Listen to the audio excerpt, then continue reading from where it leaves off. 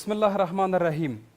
د ارګ وروستۍ ورځې دي که نور د تکرار شوو او بېګټو ایتلافونو بیړۍ په ډوبیدو ده.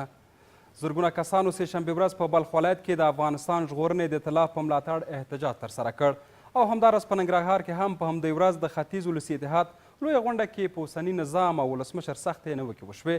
په یادو غونډو کې د یادو خوځښتونو د سرکسانو د خبرو زیاته برخه تر ډیره د ارګ او ولسمشر په ضد او اختاري وې. دوی ولسمشر غني د امنیت په راوستو کې پاتې او انحصارګر بللی او هم یې په ارګ هیواد کې د قومي نفاق په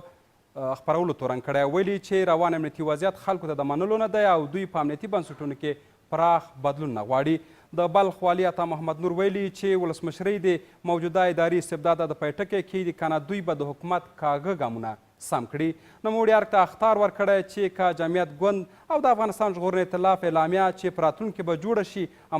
عملي نه کړي دوی به د ولس په مضبوطو مټو په ارګ یې عملي کړي. اوس پوښتنه دا ده چې آیا دا غږونه په رښتیا د ملت د سامون او د هیواد د آبادۍ غږونه دي که د ملت پر ځای د خپلې ډلې د ګټو او د هیواد د آبادۍ پر ځای د خپلو ځانونو د آبادۍ لپاره پورته کیږي؟ آیا دوی نور خپل ځان په زوال کې ویني که رښتیا د افغانستان ژغورنه غواړي؟ آیا په رښتیا ارګ قومي جګړو ته لمن وهي که یا د ایتلافونه او خوځښتونه به د قومي او مذهبي جګړو لامل شي؟ سلام او درنښت، زه حنیف صافی یم، تاسو د خبرو تل خپرونې لیدونکي یاست. په بحث کې راسره میلمانه دي د سیاسي چارو شنونکی ښاغلی امید خرم او د افغانستان د متحد ملت ګوند د دارالانشا مشر سید بشیر بشرمل چې دواړو ته ښه راغلاست وایم. ښاغلی بشرمل، لومړۍ پوښتنه به تاسو نه پیل کړو. آیا دغه کوم خوځښتونه او کوم غږونه چې اوس د ار میکرافون نه پورته کیږي دا رښتیا د ملت او د افغانستان د خلکو د آبادۍ، ازادۍ او خپلواکۍ او سمون لپاره دي که د خپلو ګټو او هغه خپل ګوند لپاره دوی دا غږونه ترسره کوي او دا حرکتونه یې په لاره اچولي؟ سلامونه تاسو ته، ښاغلی خرام صاحب ته او د جهان ټلویزیون لیدونکو ته. دا ایتلافونه چې راجوړ سوي دي او راجوړیږي او دا به په ډېرېدو وي. دا ځکه چې ولسمشر غني هغه ژمنې چې د ولس سره وکړو په انتخاباتو کې په هغې ژمنې عمل ونه کړ.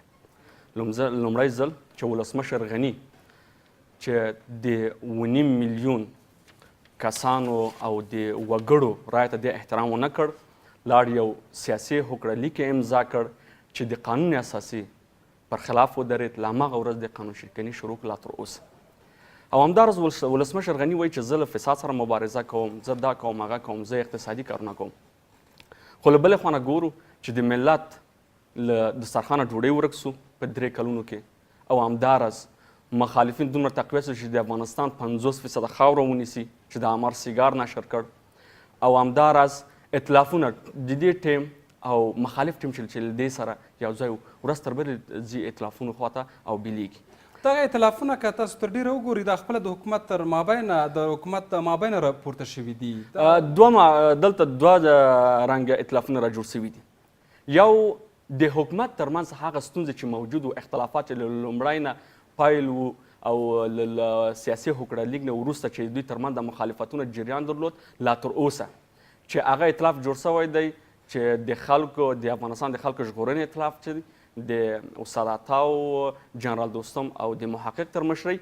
دا د دوی داخلي ستونزې، دا د ارګ ستونزه، د دوی ستونزې د قدرت د ویشلو ستونزې، یعنې دا د ملت دپاره د ملت د غږ او هغه نوم چې دی دا ایتلاف دې ته موږ ایتلاف هم ویلی نه سو، د ملت لپاره نه دی دا ایتلاف. د افغانستان ژغورنې نوم چې کړی دا یعنې دا د ملت د ژغورنې لپاره نه، دوی هغه ستونزې چې د قدرت د ویشلو ستونزې وو، هغه ستونزې دي چې دې اوج ته ورسېد چې دوی لاړ سي او ایتلاف جوړ کړي. دوی علنا جنرال دوستم دا اوس د ولسمشر لومړی مرستیال دی، استاد عطا والي د بلخ دی، محقق د ریاست اجرایت دوم مرستیال دی. دوی خو د قدرت په سر جګړې کې. او راځو بل خواته چې هغه جلسه چې د جرګې غوښتونکي وو چې په کندهار کې ترسره شو چې وکیلانو د همایون تر مشرۍ لاندې او همداراز په مشرقي کې دغه نور ایتلافونه چې مخکې راجوړ سوي لکه ملي ثبات ایتلاف، د ایتلافونه هغه ایتلافونه دي چې دوی له د ملت لپاره غږ پورته کوي او د ملت نه دفاع کوي. ځکه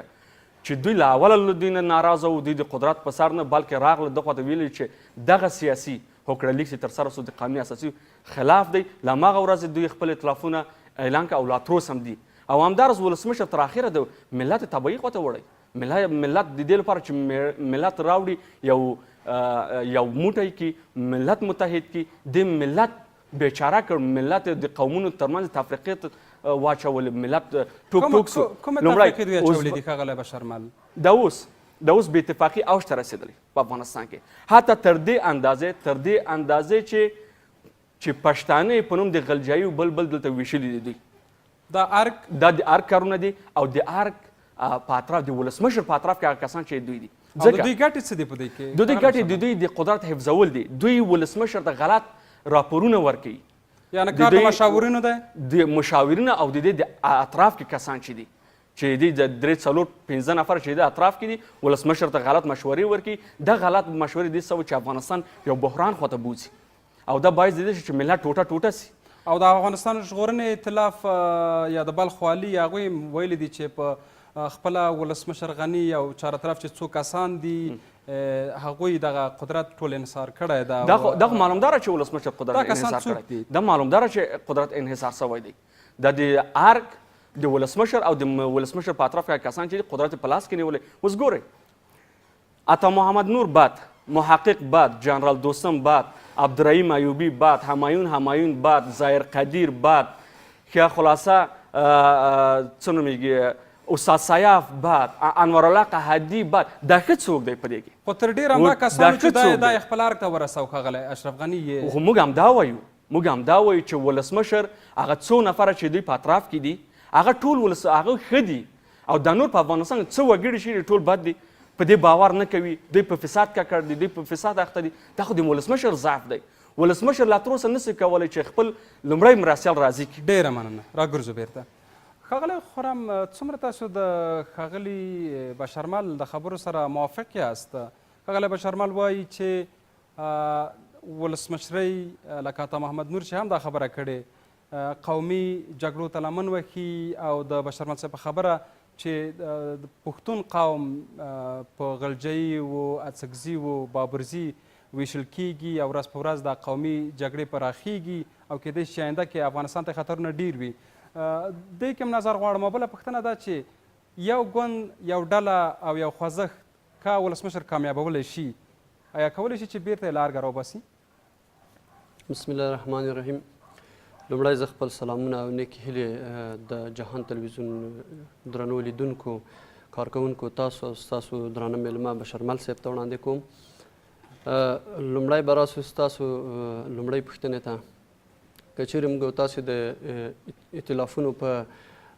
تاریخ باندې وغږیږو په افغانستان کې ایتلافونه کله چې جوړ شوي دي کله چې د شمال اتحاد په جبل سراج کې ایتلاف د